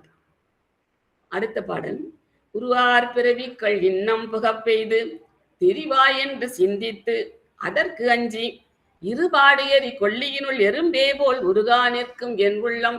ஊழி முதல்வா, ஊழிகளுக்கெல்லாம் பிரளய காலத்திலெல்லாம் இந்த உலகத்தை நீ வயிற்றிலே வைத்து காப்பாற்றியதாக எத்தனையோ கதைகள் சொல்கிறார். நீ தான் உலகத்தை பிரபஞ்சத்தையே காப்பாற்றுகிற. ஊழி காலம் வந்த பொழுது அதிலே இந்த ஜீவராசிகள் பிரபஞ்சங்கள் எல்லாம் அழிந்து விடாமல் உன் வயிற்றிலே வைத்து காப்பாற்றி அதை மீண்டும் படைத்து காத்து வருகிறாய் என்று சொல்கிறார். அப்படித்தான் உன்னை நம்பி கொண்டிருக்கிறோம். நீ ஆனால் இந்த சிறியனை, சின்ன ஒரு ஜீவாத்மா, பல பிறவிகளிலே எடுத்து உழன்று வந்திருக்கிறேன், என்னை இன்றும் நீ காப்பாற்றாமல் இருக்கிறாயே, இது உனக்கு நல்லதா? இருபாடேறி கொள்ளியினுள் எறும்பே போல், 2 பக்கமும் எரிந்து வருகிறது. ஒரு நெருப்பு பற்றி ஒரு குழாய் போன்ற அமைப்பு ஒரு குழாயில 2 பக்கமும் எரிகிறது. அதுல நடுவுல ஒரு எறும்பு மாட்டிக்கிச்சு. அந்த எறும்போட நிலைமை எப்படி இருக்கும்? இந்த பக்கமும் போக முடியாது, இந்த பக்கமும் போக முடியாது, எரிந்து கொண்டே வந்து கொண்டே இருக்கிறது. அந்த வெப்பம் வேறு தாக்குகிறது, எந்த பக்கமும் போக முடியாத ஒரு சூழ்நிலை. வெப்பமும் தாக்குகிறது. இந்த எறும்பு எப்படி? சின்ன எறும்பு, தீயோ பெரிய தீ, 2 பக்கம் இருபாடெறி கொள்ளியிலே எரி கொள்ளியினுள் எறும்பே போல் உருகா நிற்கும் என் உள்ளம். அப்படி ஒரு துன்பமான நிலையில இந்த சம்சார வெப்பம் தகிக்கிறது. எந்த பக்கமும் போக முடியல. எங்க இதுவரைக்கும் அனுபவித்த துன்பங்கள் ஒரு பக்கம், இன்னமும் என்னை நீ பிறவியிலே தள்ளி விடுவாயோ என்கிற துன்பம் எண்ணம் வேற. இப்படி இருபாடேறி கொல்லியினுள் எறும்பே போல் என்னுடைய உள்ளம் அப்படியே கவலைப்பட்டு நிற்கிறது. வெப்பம் தகிக்கிறது, என்னால் தாங்க முடியவில்லை இந்த பிறவி என்றுதான் வந்து என்னை நீ மீட்டெடுக்க போகிறாய். இன்று பல பிறப்புகளிலே இன்னமும் என்னை பிறக்க செய்து திரிய வைத்து விடுவாயோ என்று உன்னுடைய திருவுள்ளம் இருக்கிறதோ என்று அப்படி சிந்தித்தாலே என்னுடைய உள்ளம் அஞ்சி நடுங்குகிறது. இந்த எறும்பு எப்படி 2 பக்கமும் எரிகிற கொல்லியினுள்ளே நடுவிலே அகப்பட்ட எறும்பு போல என்னுடைய உள்ளம் அப்படியே தகித்து கொதித்து கிடக்கிறது, கவலையிலே கொதித்து கிடக்கிறது. நீ என்றைக்கு வந்து என்னை மீட்க போகிறாய்? தெரிவா? இப்படி இன்னும் ஒருவாறு பிறவிகள், இன்னும் இதுக்கு மேலே இத்தனை பிறவியில நான் எப்படி கஷ்டப்பட்டு வந்தேன்னு தெரியல, இன்னமும் நீ எனக்கு பிறவிகள் தந்து விடுவாயோ, என்னை திரிய விட்டு விடுவாயோ என்று சிந்தித்தாலே நான் அஞ்சி நடுங்கி கிடக்கிறேன் என்று இதுல சொல்றார். இந்த பாசனத்துல இருபாடு எரிக்கொள்ளினுள் எறும்பே போல் அப்படின்ற ஒரு பழமொழி இருக்குது அதுல. அடுத்தது, கொள்ள குறையாத இடும்பை குழியில் தள்ளி புக பெய்திகள் என்று அதற்கு அஞ்சி வெள்ளத்திடைப்பட்ட நரி இனம் போலே உள்ளம் துலங்கா நிற்பன் ஓழி முதல்வா. இப்ப இதுல என்ன ஒரு உமானம் சொல்றாருன்னா, வெள்ளத்திடைப்பட்ட நரி இனம் போலே, நல்ல ஒரு அடிச்சு போற ஒரு வெள்ளம் வருது, அதுல ஒரு நரி கூட்டம் மாட்டிக்கிச்சு. அதுங்க நரிகளுக்கு அது எதிர்த்து மீண்டு வர தெரியாது. அப்படி இந்த குறையாத அனுபவிப்ப குறையாத துன்பங்களே மேறி வந்து கொண்டிருக்கிறது இந்த உலகியலிலே. இதுல கொள்ள குறையாத இடும்பை குழி, எவ்வளவு அனுபவித்தாலும் குறையவே இல்லை இந்த இடும்பைகள். இந்த உலகியலிலே நான் படுகிற துன்பங்கள் அனுபவிக்க குறையவே இல்லை. அப்படிப்பட்ட இந்த உலகியலிலே என்னை தள்ளி இன்னமும் கூட என்னை மீட்காமல் நீ தள்ளி வைத்து விடுவாயோ என்று நினைக்கும் போதெல்லாம் வெள்ளத்திடைப்பட்ட நரியினம் போல் என் மனம் நடுங்குகிறது. இப்படி வெள்ளத்திலே நரிக்கெல்லாம் மீண்டு வர தெரியுமா? தானா எதிர்நீச்சல் போட்டு நீந்தி வெளிவர தெரியாது. அப்படிப்பட்ட நரியின் அந்த வெள்ளத்துல மாட்டிச்சுன்னா அதோட நிலைமை எப்படி இருக்கும்? அந்த மாதிரி இந்த உலகியலிலே, இந்த மனித பிறவியிலே நான் அகப்பட்டு தவிக்கிறேன். நீ என்றைக்கு வந்து என்னை காப்பாற்ற போகிறாய்? ஊழி முதல்வா, ஊழி காலத்திலேயே நீ உலகத்தை எல்லாம் பிரபஞ்சத்தை எல்லாம் காப்பாற்றினாய் அல்லவா? ஆனால் இந்த சின்ன ஒரு ஜீவனை, இந்த உலகியலிலே உழன்று கிடக்கிற இந்த ஜீவனை காப்பாற்றுவதற்கு ஏன் உனக்கு மனம் இல்லை? ஏன் இன்னமும் வரவில்லை? நான் எப்படி கிடக்கிறேன்? வெள்ளத்தில் அகப்பட்ட நரியினம் போல நான் மாட்டி கிடக்கிறேன், அல்லலுற்று கிடக்கிறேன். இன்னும் நீ என்னை மீட்க வரவில்லை, எனக்கு அருள் செய்ய வரவில்லை. சும்மா ஒரு கையை நீட்டினா போதும் இல்லையா? நான் தப்பிச்சு வந்துருவேன். அதுக்கு கூட உனக்கு மனம் இல்லை. என்னை காப்பாற்ற வேண்டும் என்கிற எண்ணம் உனக்கு இல்லை என்று இது நான் அப்படி நடுங்கி கிடக்கிறேன் என்று இதுல சொல்ற. அடுத்தது, படை நின்ற பைந்தாமரையோடு அணி நீளம் மடை நின்று அலரும் வயல் ஆலிமனாலா இடைய நெறிந்த மரமே ஒத்த இராமே அடைய அருளா எனக்கு உந்தன் அருளே. இதுல திருவாலி நகரத்திலே எழுந்தருளி இருக்கிற பெருமாள், அவர் தான் இந்த திருவாலி நகர் என்பதுதான் இவரோட பிறந்த ஊரு. அந்த பிறந்த ஒரு பெருமாளை நினைச்சு பாடுறாரு. படை நின்ற உழவர்கள் எல்லாம் உழுகிறார்களாம், வயல்வெளியை உழுகிறார்கள். நல்ல நீர் வளம் நிலவளம் மிக்க அந்த வயல்வெளியை உழுகும் பொழுது அந்த கலப்பைக்கும் தப்பி பைந்தாமரைகள் எல்லாம் ஒதுங்கி வளர்ந்து கிடக்கின்றன. நீல கருங்கு வலை மலர்கள் எல்லாம் வளர்ந்து கிடக்கிறதா அந்த வயல்வெளியிலே. அப்படி இந்த கலப்பையை கொண்டு உழும்பொழுதும் அதிலும் அகப்பட்டு தப்பித்து ஒதுங்கி நின்று இந்த தாமரைகள் எல்லாம் எங்க வயல்வெளியில வளர்ந்திருக்குதான். இந்த நல்ல நீர்நிலைகளிலே வளர வேண்டிய தாமரைகளும் நீலோற்பல மலர்களும் இந்த நில வயல்வெளியிலே வளர்ந்து கிடக்கலாம். அப்படிப்பட்ட நீர்வளம் நிலவளம் மிக்க அந்த திருவாலி நகர், அந்த திருவாலி நகர்லே எழுந்தருளி இருக்கிற பெருமானே, நான் எப்படி இங்கே அவஸ்தைப்பட்டு இருக்கேன் தெரியுதா உனக்கு? இடையன் எரிந்த மரமே ஒத்து. அப்ப இடையர்கள் எல்லாம், அதாவது கால்நடைகளை மேய்ப்பவர்கள், முக்கியமா ஆடுகள் மேய்க்கிற இடையர்கள் வந்து அந்த ஆடுகளுக்கு உண்ட தழைகளை வெட்டி வருவார்கள் அந்த உணவுக்காக. அப்படின்னா அப்படியே கட்டுக்கட்டா வெட்டி கொண்டாந்து போத்துட்டா இந்த ஆடுகளுக்கு அதை வச்சு சாப்பிட தெரியாது. அது போட்டு ஏறி மிதிச்சு அது மேலேயே கழிவு பொருள்கள் போட்டு அது நாஸ்தம் ஆக்கிடும். அதனால என்ன பண்ணுவாங்களாம், அந்த மரத்திலேயே அந்த கிளைகளை வெட்டும் பொழுது பாதி வெட்டி அப்படி சரிச்சு விட்டுருவாங்க. பாதி வெட்டி சரிச்சு விட்டாங்க. அதுலயும் கொஞ்சம் ஒட்டிட்டு இருக்கும். ஆனா கீழே தாழ்ந்து வந்து இந்த ஆடுகள் எட்டி அதை வாயால் மெல்லுகிற அளவுக்கு அது அந்த வந்து தாழ்ந்து இருக்கும். அப்படி அப்படி வெட்டி விடுவார்களாம். அந்த மாதிரி என்னுடைய நிலைமை இந்த உலகத்திலயும் ஒழுங்கா என்னால ஒட்டி இருக்க முடியல. ஏன்னா வேணாம், இந்த பிறப்பு வேணாம்னு நினைக்கிறேன். ஆனா வெட்டி விட்டுருக்காங்க. அந்த அந்த பசுமையும் மாறி பசுமையான ஒரு ஊட்டமும் கிடைக்கல. இப்படி அதுலயும் ஒட்டாம இதுலயும் ஒட்டாம என்னுடைய இடை ரெண்டும் கெட்டானா என்னுடைய நிலைமை ஆயிடுச்சு. பிறவியில இருந்து எனக்கு முழு விடுதலை கிடைக்கல. உலகிலும் என்னால ஒட்டி இருக்க முடியல. இந்த துன்பம் என்னை படுத்துகிறது. இப்படி என் நிலைமை ரெண்டும் கெட்டானா ஆயிடுச்சு. இப்படி நான் ஒரு ஒரு நிலையில இருக்கிறேன். எனக்கு அடைய அருளாய் எனக்கு உந்தன் அருளை, உன்னுடைய அருளை எப்ப எனக்கு நீ தரப்போற அப்படி கேட்க. இடையன் எரிந்த மரமே ஒத்து இராமே, இப்படி ஒரு ரெண்டுங்கெட்டான் நிறையில இல்லாம எனக்கு நீ அருள் செய்ய வேண்டும் என்பதாக ஒரு வேண்டுகோளை வைக்கிறார் இந்த பாட்டில். வேம்பின் புழு வேம்பு அன்றி உண்ணாது, அடியேன் நான் பின்னு முன் சேவடி அன்றி நயவேன், தேம்பலிலன் திங்கள் சிறை விடுத்து ஐவாய் பாம்பினனை பள்ளி கொண்டாய் பரஞ்சோதி. பரஞ்சோதி சோதி உருவமாய் இருக்கிற எம்பெருமானே, நீ பாம்பினனை பள்ளி கொண்டாய். பாம்பனையில பள்ளி கொண்டிருக்கிற பெருமாள் அவர் நம்ம சொல்றோம் இல்லையா பெருமாளை, அப்படி பாம்பினனை பள்ளி கொண்டாய். அந்த அது ஐவாய் பாம்பு, அந்த 5 தலைகளை உடைய பாம்பின் ஆதிசேஷன் சொல்றாங்க. அவர்ல தான் இதுல பள்ளி கொண்டிருக்கிறார் பெருமாள் சொல்றோம். தேம்பல் இளந்திங்கள் சிறை விடுத்தனா, அந்த ஒரு காலத்திலே சந்திரனுக்கு ஏற்பட்ட ஒரு ஆபத்தினை அவர் வந்து தீர்த்து வைத்தார் அப்படின்னு சொல்லி ஒரு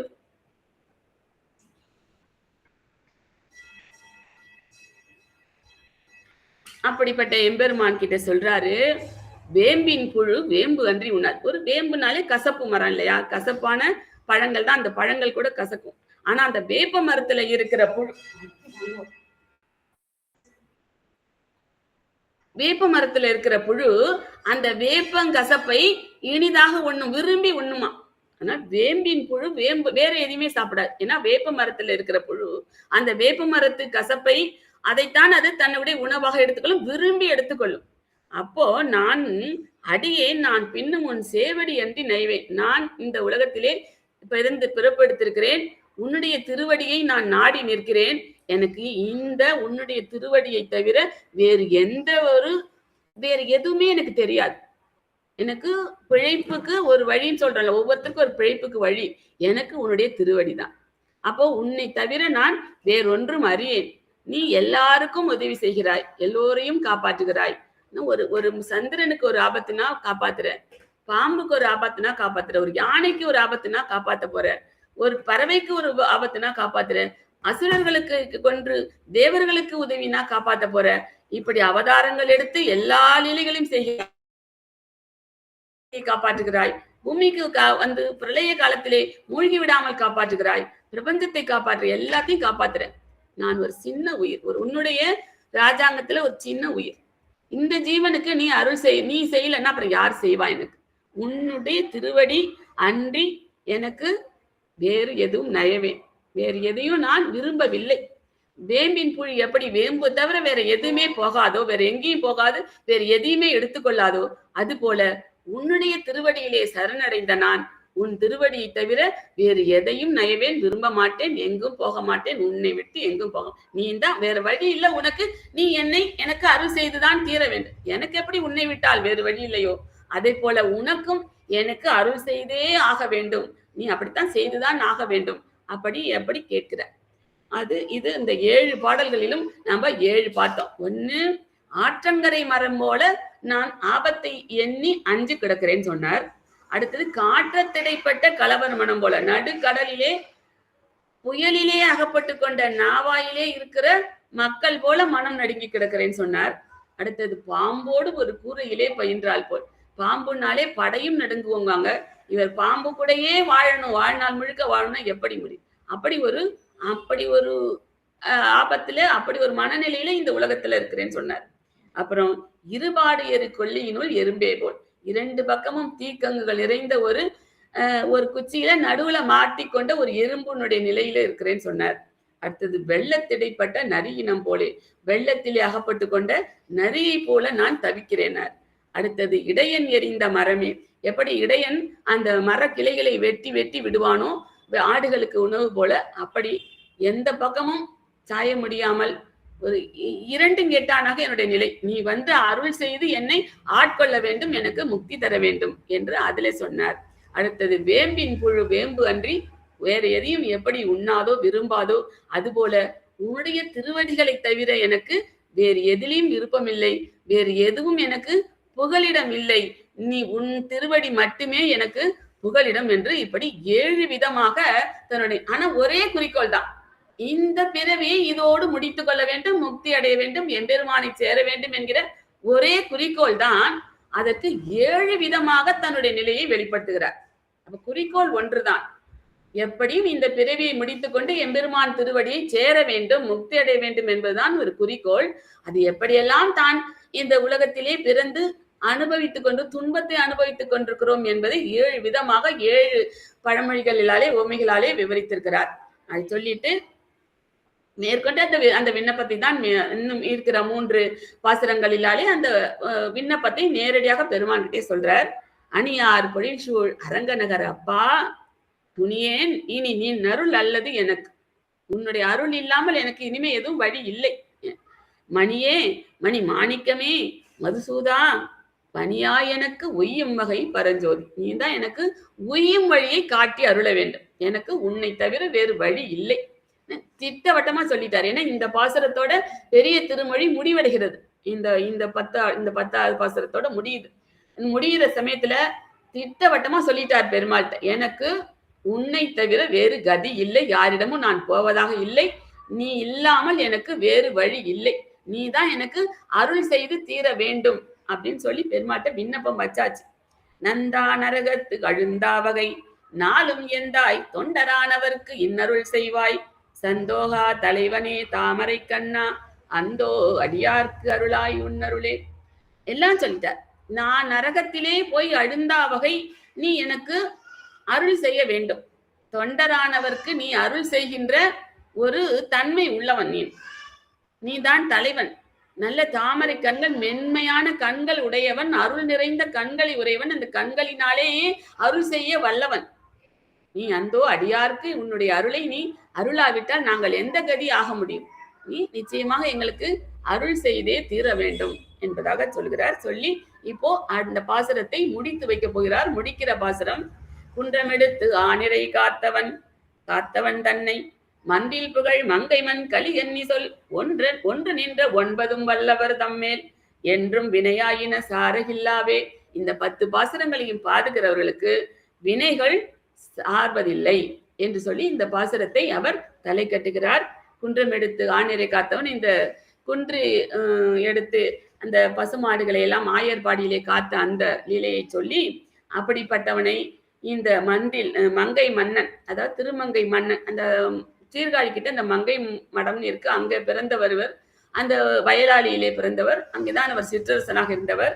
அந்த மங்கை மன்னன் கலிகன்றி என்றால் இந்த கலிகாலத்திலே இந்த கலியினுடைய தாக்கங்களை அவர் குறைப்பவர். என்னன்னா அவருடைய பாசுரங்களாலே இந்த கலியினுடைய தாக்கத்தை மிகாமல் செய்யக்கூடிய வல்லமை படைத்த அந்த பாசுரங்களை படித்தால் நமக்கு இந்த கலியின் தாக்கம் நம்மை படுத்தாது, அந்த அளவுக்கு அந்த வலிமை உள்ள பாசுரங்கள் என்று சொல்லி, அப்படி அவர் சொன்ன ஒன்று நின்ற 9 வல்லவர், இந்த 10 பாசுரங்களையும் சொல்ல வல்லவர் தம்மேல் என்றும் வினையாயின சாராவே. அவர்களுக்கு மேல் வினை என்பது சாருவதற்கு வழி இல்லை.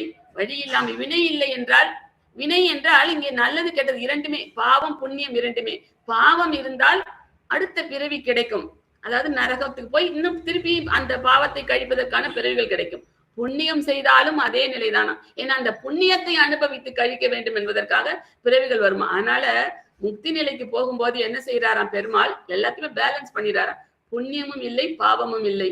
அப்படி என்றால் நேரா முக்தி நிலை, பரிபூர்ண நிலை. அதனால வினைகள் சாரானா, நல்ல வினைகளும் இல்லை, தீவினைகள் எதுவுமே இல்லை, பேலன்ஸ்டா இருக்குது. எனக்கு எல்லாம் கழிந்தாச்சு, இனிமேல் பிறவி இல்லை, முக்தி மட்டுமே என்கிற நிலை. இப்படிப்பட்ட திருமங்கையாழ்வாருடைய பாசுரங்களை நாம் வல்லவர்களாக கற்று தேர்வோமையானால் நமக்கு எந்த வினைகளும் சாராமல் எம்பெருமான் திருவடிகளிலே முக்தி நிலையை அடையக்கூடும் என்று சொல்லி அவர் அந்த பாசனங்களை தலை கட்டுகிறார், முடிக்கிறார். நானும் என்னுடைய உரையை முடித்துக் கொள்கிறேன். இதுகாரம் பொறுமையுடன் கேட்ட உங்களுக்கு சிரம் தாழ்த்தி என்னுடைய நன்றியை தெரிவித்துக் கொண்டு அமைகிறேன். நல்ல வாய்ப்புக்கு நன்றி கூறி அமைகிறேன். நன்றி, வணக்கம். நன்றி அம்மா, மிக சிறப்பானதொரு உரை. தாங்கள் ஒரு 10 பாசுரங்கள் 11ஆம் பத்தில் 8ஆம் திருமொழியில் இடம்பெற்றிருக்கக்கூடிய ஒரு 10 பாசுரங்கள், அதில் ஒரு 7 பாசுரங்களில் இடம்பெற்றிருக்கக்கூடிய பழமொழிகள் எடுத்து எம்பினீர்கள். நாம் அடிக்கடி கேள்வியுற்ற 3 பழமொழிகள், காற்றத்திடைப்பட்ட கலவர மனம் போல, பாம்போடு ஒரு கூரையிலே பயின்றார் போல், அதே போல இருபாடெறி கொள்ளியினுள் எறும்பே போல். இது அடிக்கடி கேள்வியுற்ற பழமொழிகள் நாம. ஆனால் இதை தன்னுடைய பாசுரங்கள் எப்படி எந்த கருத்துக்காக இவற்றையெல்லாம் திருமங்கை ஆழ்வார் எடுத்தாண்டிருக்கின்றார் என்பது கேட்கின்ற பொழுது நான் இன்றைக்கு தான் இது புதுசாக கேட்குறேன். பாசுரங்கள் படித்தாலும் கூட இந்த பழமொழிகள் இருக்கின்றன என்பதை தங்களுடைய உரையின் மூலமாக அறிந்து கொண்டேன். இன்றைக்கு அப்படிப்பட்ட ஒரு பெயர் எனக்கு கிடைத்தது. மிக்க நன்றியம்மா, மிகச் சிறப்பானதொரு உரை வழங்கினீர்கள். ஏன்னா ஆழ்வாருடைய பாசுரங்களை எடுத்து பேசுவதற்கென்று ஒரு தனித்திறன் வேண்டும். அந்த எம்பெருமானுடைய அருள் இருந்தால்தான் அதெல்லாம் செய்ய முடியும், உரையாற்ற இயலும். அப்படிப்பட்ட ஒரு பேரு தங்களுக்கு கிடைத்திருக்கின்றது. இறைவனுடைய அருள் கிடைக்க பெற்ற காரணத்தினால் அற்புதமானதொரு உரை நிகழ்த்தினீர்கள். அம்மா அவர்களுக்கு பாராட்டுக்கள். அடுத்ததாக இவாஞ்சலி மனோகரன் ஐயா தம்முடைய தலைமை உரையோடு கூடிய பின்னூட்டத்தை வழங்குவார்கள். வாருங்கள் ஐயா. நன்றி அம்மா. கடவுள் வாழ்த்தோடு இன்றைய நிகழ்ச்சி ஆரம்பமானது. நிறுவன தலைமை அருமையான கடவுள் வாழ்த்தை குரல் வளத்தால் பாடி நம்மை மெல்ல மெல்ல நிகழ்ச்சியிலே ஆற்றுப்படுத்தினார். இன்றைக்கு சிறப்பு சொற்பொழிவு ஆற்றிய அம்மையாரை பற்றிய அறிமுகத்தையும் அப்பொழுதே சொல்லிவிட்டார். அம்மையாரை பற்றி நம் அனைவருக்கும் தெரியும்.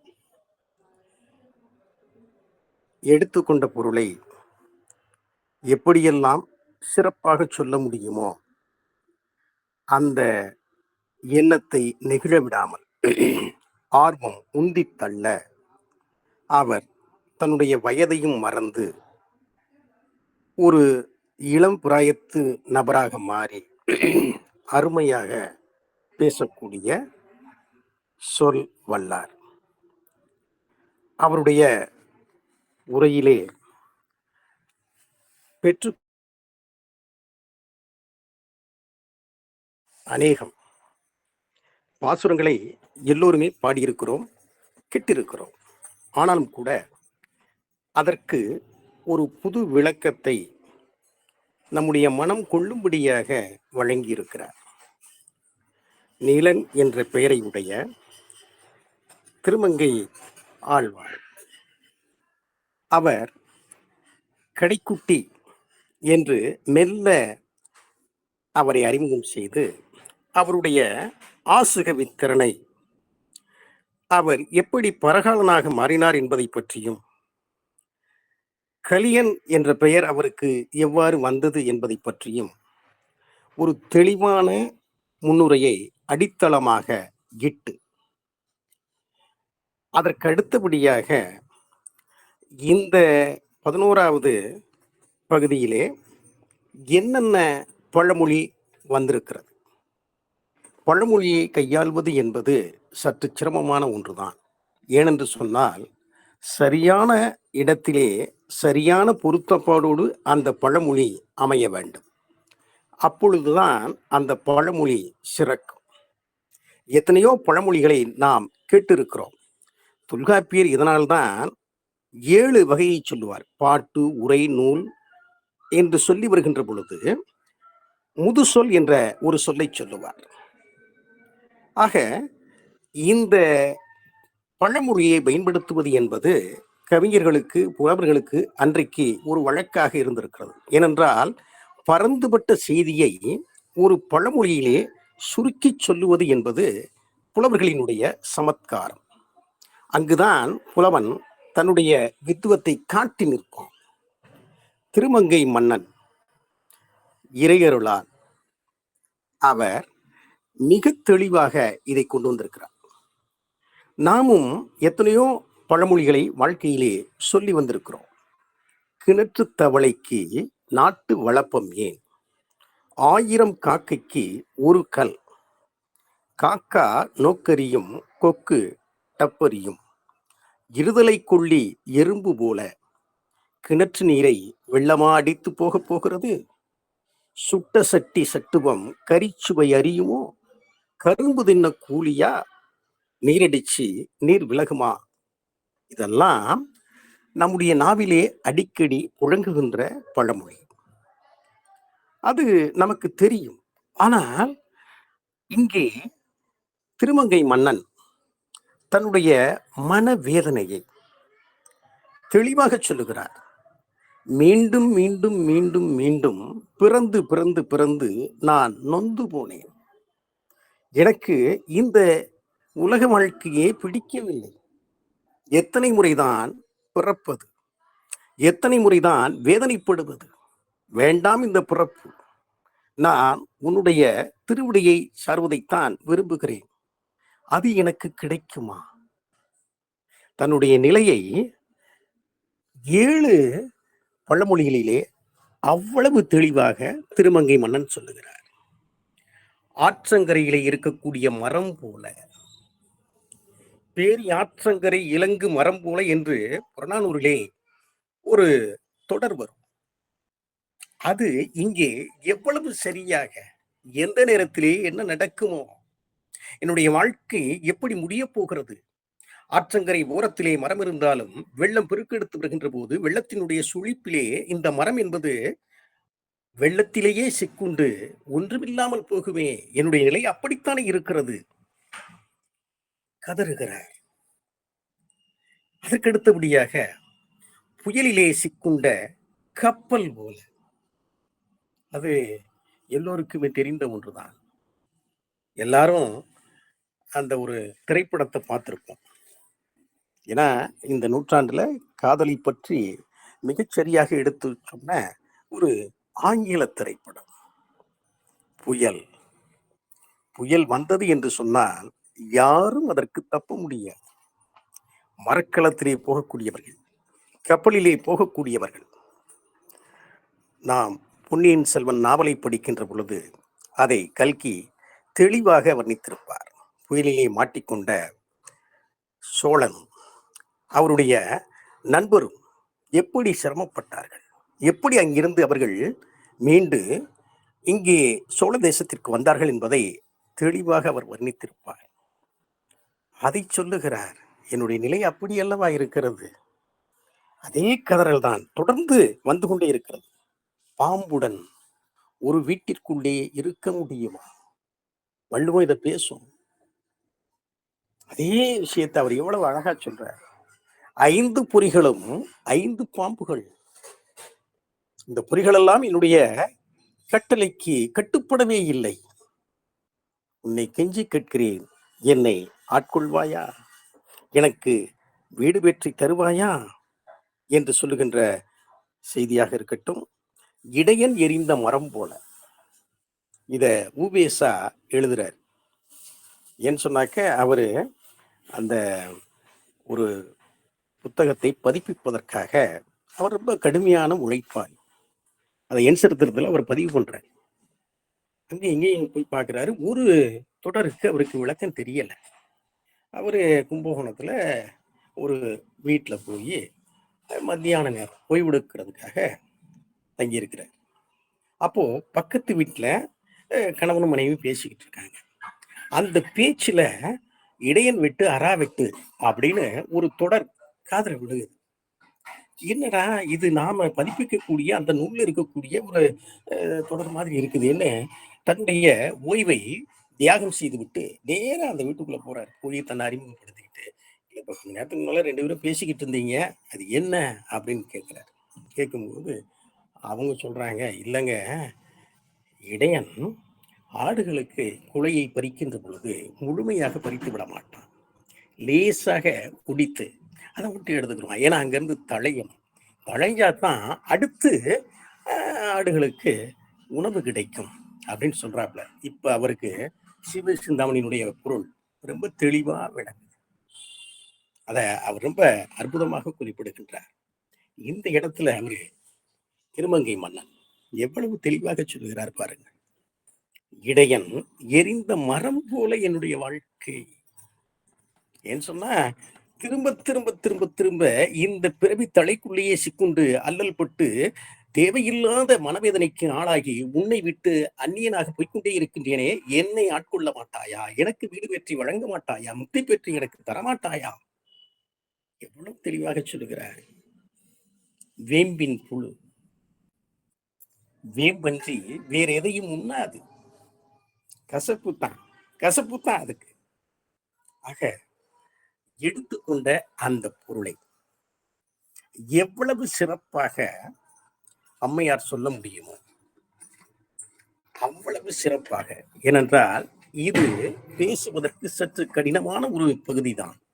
ஆனால் அந்த கடினத்தை அவருடைய ஆர்வமும் அவருடைய உழைப்பும் அவருடைய தமிழும் கொஞ்சம் கூட அதை கடினமாகவே நமக்கு தரவில்லை. எவ்வளவு எளிதாக கொடுக்க முடியுமோ அவ்வளவு எளிதாக, கிட்டத்தட்ட அமுதத்தை பருகியது போன்ற நிலை. பரந்தாமன் அமுதத்தை பருகியது போன்ற நிலை. அந்த பாதம்தானே நமக்கு வேண்டும். இந்த உலகிலே வேறு எது வேண்டும்? அந்த திருவடியை பற்றி கொண்டால் எல்லாமே சுகமாக முடியும் என்பதை இன்றைக்கு மிக தெளிவாக அருமையாக இந்த அவையிலே இருக்கக்கூடிய ஆன்றோர் பெருமக்கள், இன்முகச் செல்வர் அசோகனாக இருக்கட்டும், நிறுவன தலைமை சரஸ்வதி அம்மாவாக இருக்கட்டும், புதிதாக இந்த அவைக்குள்ளே வந்திருக்கக்கூடிய செல்லையா ஐயாவாக இருக்கட்டும், பல களங்களிலே பேசி மக்களை ஒரு நல்ல வழியிலே ஆற்றுப்படுத்துகின்ற வினைதீர்த்தான் ஐயாவாக இருக்கட்டும், அறிவன் பிணிதீர்த்தான் ஐயாவாக இருக்கட்டும், அத்தனை பேருமே நான் சொல்லுகின்ற இந்த வாசகத்தை ஏற்றுக்கொள்வார்கள். ஆக இவர் பாசுர செல்வர் என்று சொன்னாலும் கூட அது இவருக்கு பொருந்தும்.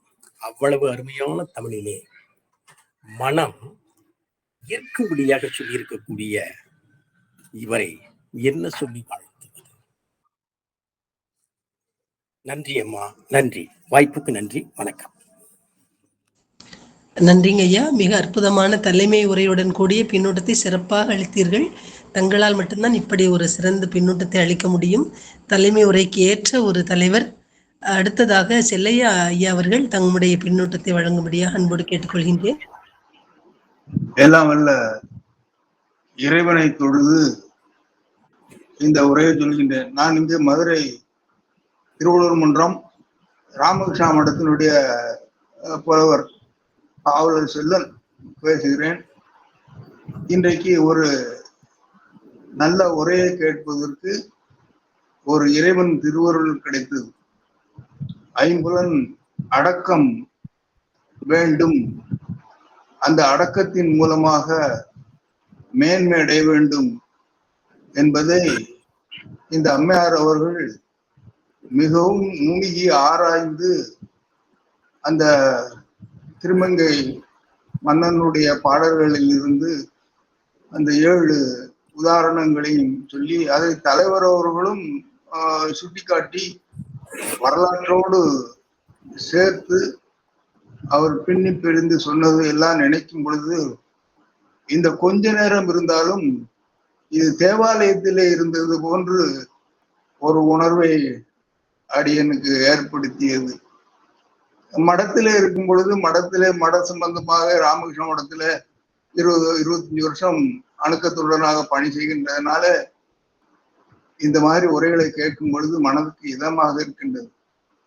வெளியே எத்தனையோ இலக்கியங்கள் பேசுகிறார்கள், ஆனால் திசை மாறி போய்விடுகிறார்கள். இந்த திசை மாறாமல் அந்த குறிக்கோள் என்ன என்பதை தெரிந்து அதை இந்த அம்மையார் அவர்கள் இங்கே சொல்லி இருக்கிறார்கள் என்றால் அது பாராட்டக்கூடியது.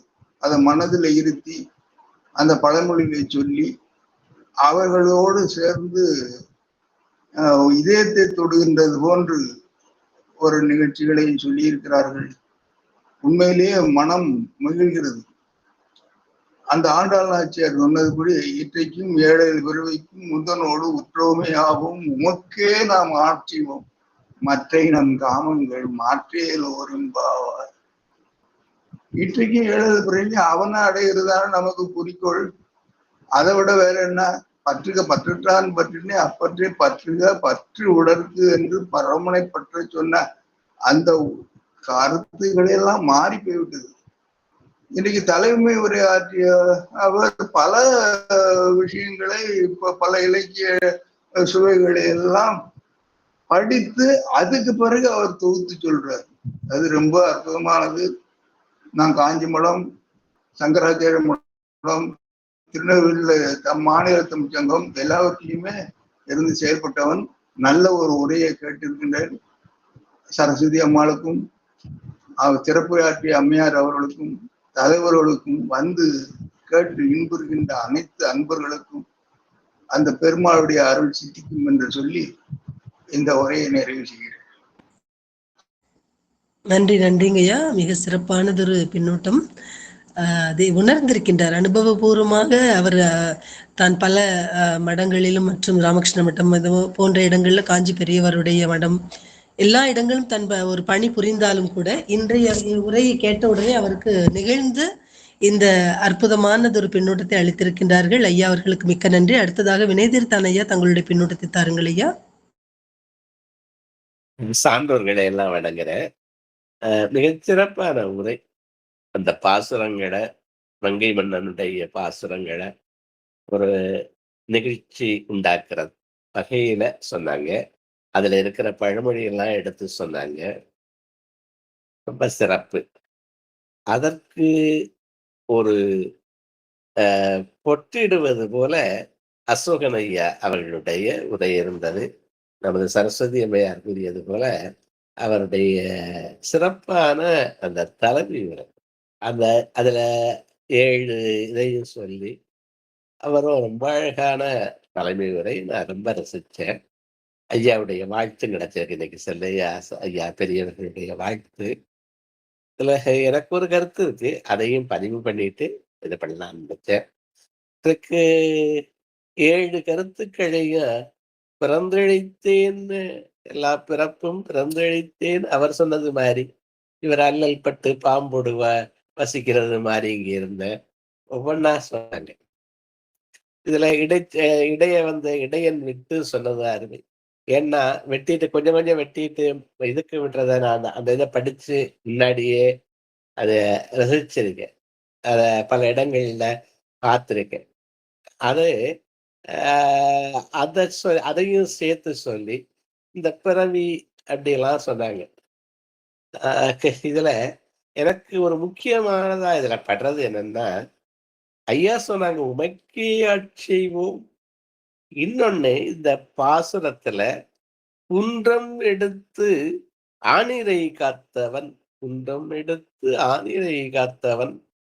இப்ப இந்த பிறப்பு வந்துருச்சே, ஐயோ அது போகணுமே அப்படியே நினைச்சுக்கிட்டு இருக்கிறது போறதுக்கு பதிலா, இந்த ஆணிரை காத்தவன் அவன் விளக்க அவன் நமக்கு என்ன காமிக்கிறான்? அவன் அந்த அற்றார் அடிமை தீர்த்தம் சொல்றது மாதிரி கூட இருக்கவர்களுடைய ஒரு துன்பத்தை போக்குறத அவன் முதன்மையா அவன் கொண்டிருக்கான். அவன் காட்டுகிற வழியே அதுதான்.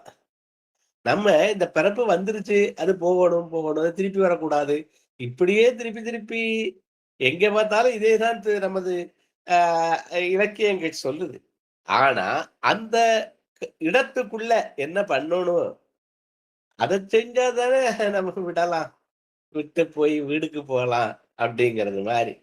அப்ப இந்த பழவடியாரோடு முன்னாடி எல்லாம் சொல்றாங்க, இந்த இப்போ சரஸ்வதி அம்மா செய்யறது மாதிரி ஒரு எல்லோரும் குடியிருந்தல் தான் என்னை பொறுத்தவரை இதுக்கு ஒரு இதுவா தெரியுது. மறுபடியும் சொன்னா இதைத்தான் திருப்பி சொல்லலாங்கிறது தான் என்னுடைய ஒரு பார்வையாக இருக்கு. நம்ம இந்த பிறவி வந்துருச்சு, அது போகுதா திரும்பி வருதா அதெல்லாம் என்ன தெரியும். அதை நினைச்சு நம்ம ஒழுங்குபடுத்தி அடுத்தவரோடு கிடைத்த பிறவியில நம்ம என்ன பண்ண மனித பிறவியும் வேண்டுவதேயும் மாநிலத்தேன பழவாய் கமல எல்லாம் கிடைச்சா ரொம்ப மகிழ்ச்சி. ரொம்ப சிறப்பான உரை, சிறப்பான பின்னூட்டம், அழகான தலைமை. எல்லாரையும் மறுபடியும் வணங்குறேன். நன்றி. நன்றி, நன்றிங்க ஐயா. கந்தன் ஐயா, உங்களுடைய பின்னூட்டத்தை தாருங்கள் ஐயா. வணக்கம். அம்மையார் அருமையாக அட்டங்கரை மரம்போல் ஆழி புயலிடை படகு போல் இருதலை கொல்லி எறும்பு போல் வெள்ளச்சிடை நரிபோல் இடையர் வெட்டிய மரம்போல் ஒரு கூரையில் 5 பாம்புடன் குடிவு வந்தது போல் வேம்பின் குழு விரும்பும் வேம்பு போல் என்பது போல் 7 பழமொழிகளை மிக சிறப்பாக அருமையாக அறிவித்தார்கள்.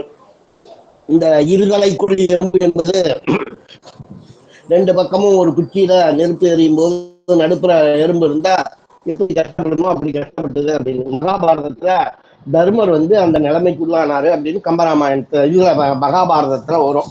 அதாவது எதுக்காகன்னா அவர் சூதாட கூப்பிடுவாப்ல. சூதாட கூப்பிடும்போது சூதாடக்கூடாதுன்றது தர்மரோட நெறி. தன்னுடைய கொள்கையில இருந்து கீழே போகக்கூடாது அப்படின்னு பார்ப்பாரு. அந்த சமயம் ஒருத்தன் விருந்துக்கு கூப்பிட்டவன் எதை சொன்னாலும் அதை செய்யணுங்கிற மாதிரி விருந்தோம்பல் அவங்களோட இதை நம்ம மறுக்க கூடாது அப்படின்னு ஒரு பிரச்சனை. இந்த 2 பிரச்சனைகளுக்கு நடுப்புற அவர் எப்படி மாட்டி சிக்கி சிரமப்பட்டாருங்கிறதுக்கு அந்த கதை. அவருடைய நிலைமை அப்படி இருந்துச்சு அப்படிங்கிறதுக்காக அவர் வேண்டும் போது இந்த இது கர்ண பரமாத்மாவுக்கு தெரியப்படாது அப்படின்னு வேண்டிக்குவார். அதனால கிருஷ்ண பரமாத்மா விளையாட முடியாம வாசல்ல நின்றுவாப்புல. ஆமா, சகுனியை வச்சு விளையாண்ட மாதிரி இவரு கிருஷ்ண பரமாத்மா கூப்பிட்டு விளையாடி இருந்தா அந்த பிரச்சனை அந்த நிமிஷமே தீர்ந்திருக்கும். இந்த மாதிரி கதையெல்லாம் நிறைய இருக்கிறது. இருந்தாலும் அம்மையார் கூறிய வகையில் கலியுகத்திலே செய்த பாவங்கள் போது இன்றோடு இந்த நிகழ்ச்சியை கேட்ட அனைவருக்கும் எல்லா பாவங்களும் தொலைந்தன. இன்றோடு முக்தி நிச்சயம். வணக்கம். நல்லதொரு பின்னூட்டம் ஐயா அவர்கள். பேசினாலே ஒரு நகைச்சுவையோடு சொன்ன அந்த அத்தனை பழமொழிகளையும் கொண்டு வந்துட்டார் பாருங்க ஒரே வாக்கியத்துல. அதான் கந்தன் ஐயாவுக்கே உரிய ஒரு தனிச்சிறப்பு. அடுத்ததாக அசோகன் ஐயா, உங்களுடைய பின்னூட்டத்தை தாருங்கள் ஐயா. இத்தளத்தில் இணைந்துள்ள அனைத்து அன்பர்களையும் வணங்குகிறேன். இன்று ராஜபாளையம் முத்தமிழ் சங்க பெருமையுடன் நடத்தக்கூடிய 116வது நாள் வெகு சிறப்புடன் சென்றுள்ளது. பாவலர் பானுமதி அம்மா அவருடைய இன்றைக்கு ஆழ்வார்களின் பாசுரங்கள் வெகு சிறப்பாக இருந்தது. 5 புலன்கள் அடக்கி அதற்கேற்றவாறு திருமங்கை ஆழ்வார் உடைய நிகழ்ச்சிகளை இங்கே 7 பழமொழிகளும் மேலும் இங்கெல்லாம் சீர்காழி நான் தங்கியிருக்கக்கூடிய பக்கத்தில் தான் இருக்கிறது. இங்கே திருமொழி இந்த ஆழ்வார் அதாவது திருமங்கை ஆழ்வாரின் பெயர் நிறைய பேருக்கு சூட்டியுள்ளார்கள். அந்த அளவு சிறப்பான ஒரு 12 ஆழ்வார்களிலே ஒரு சிறந்த ஆழ்வார்களை பற்றி நமக்கு அருமையாக இனிமையான பாடலுடன் எடுத்துரைத்தார்கள். வெகு சிறப்பாக இது நாள் வரை பேசிய பேச்சிலேயே இன்றைக்கு அவர்களுடைய பேச்சு வெகு சிறப்பாக இருந்தது. அருமை. மேலும் மேலும் அவர்களுடைய இந்த ஆன்மீகம் சார்ந்த கருத்துக்கள் மிக சிறப்பாகவும் அவர்கள் கவிஞர் என்ற ஒரு கவித்துவம் வாய்ந்த செயலாக நமக்கு எடுத்துரைத்து கொடுத்தது. மேலும் மேலும் சிறப்பு. நன்றி அம்மா. வெகு சிறப்பாக உங்களுடைய சிறப்புகள் இருந்ததற்கு மிகுந்த நன்றியுடன் வாழ்த்தி என்னுடைய உரை கேட்ட அனைவருக்கும் மேலும் மேலும் மீண்டும் ஒரு நன்றியை செலுத்தி கொண்டு வணங்கி மகிழ்கிறேன். நன்றி அம்மா. மேலும் இன்னொரு நாள் இதே மாதிரி உங்களுக்கு நேரம் போதவில்லை என்று நினைக்கிறேன். இந்த மாதிரி பாசனங்கள் சார்ந்த செய்திகளை கொடுங்கள். நாங்கள் கேட்டு ஆண்டவனர்கள் பெற்று செல்வதற்கு சிறப்பாக இருக்கும் என்ற அளவில் முன்வைக்கிறேன். நன்றி. நன்றிங்க. அடுத்ததாக அறிவனையா, உங்களுடைய பின்னோட்டத்தை தாருங்கள் ஐயா. நன்றிங்கம்மா. நன்றி. திருமங்கை ஆழ்வார் அந்த கடைக்குடி நீலன் என்று சொல்லக்கூடிய மிகப்பெரிய வல்லான் என்று சொல்ல வேண்டும். மிகப்பெரிய அவர் அவருடைய சிறப்புகளை இன்றைக்கு இன்னும் சொல்லப்போனால் அவருடைய வாழ்க்கையில் நடைபெற்ற நிகழ்ந்த சில நிகழ்வுகளையும் அம்மையார் அவர்கள் குறிப்பிட்டமை மகிழ்வுக்குரியது, பாராட்டுக்குரியது. அவ்வகையிலே பார்க்கும் பொழுது அவருக்கு கிடைத்த பேரு வேறு யாருக்கு கிடைக்கும் என்ற வினா எழுப்பக்கூடிய அளவிலே அவர் மிகப்பெரிய பேறு பெற்றவர். என்றாலும் அவருடைய அளவிற்கு நாமும் நம்முடைய ஆன்மாவும் மிகச்சிறப்பு பேறு பெற வேண்டும் என்ற நோக்கத்துடன் நாமும் நம்மை மேம்படுத்திக் கொள்ள வேண்டும். அந்த பழமொழி என்று பார்க்கும்போது அம்மையார் அவர்கள் குறிப்பிட்டு மேற்கொண்ட மிகவும் அம்மையார் அவர்களையும் வாழ்த்தி அரங்கை வாழ்த்தி வணங்கி மகிழ்கின்றேன். நன்றி, வணக்கம்.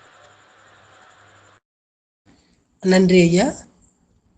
பானுமதிமா, உங்களுடைய ஏற்புரை எதுவும் தரதா இருந்தா சொல்லலாம். எல்லோருமே நன்றாக பாராட்டினார்கள், நல்ல உள்வாங்கி இருக்கிறாங்க. எல்லோருக்குமே அது ஏற்புடையதாக ஏதோ நல்லபடியா 4 விஷயம் சொல்லியிருக்கேங்கிறது எனக்கே தெரியுது. எல்லோருக்கும் நன்றி, சிரம் தாழ்ந்து நன்றியை தெரிவித்துக் கொள்கிறேன். நன்றி. இந்த இனிய தருணத்தில் இணைந்து சிறப்பித்த அனைத்து அன்பர்களையும் மீண்டும் நன்றியுடன் வணங்கி, நாளை நம்முடைய நிகழ்ச்சிகள் மீண்டும் தொடரும். நாளை சந்திப்போம். இதோடு முடித்துக்கொள்வோம். நன்றி அனைவருக்கும்.